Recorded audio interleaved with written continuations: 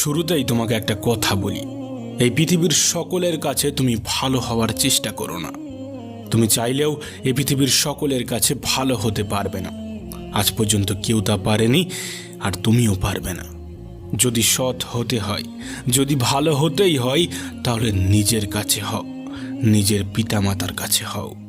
কিছু কিছু জিনিস, কিছু কিছু আদর্শ মেনে চলা উচিত। তার মধ্যে একটি আদর্শ হলো বন্ধুদের সাথে কখনো বিশ্বাসঘাতকতা করবে না। শুধু তাই নয়, বিশ্বাসঘাতকের সাথেও কখনো বন্ধুত্ব করবে না।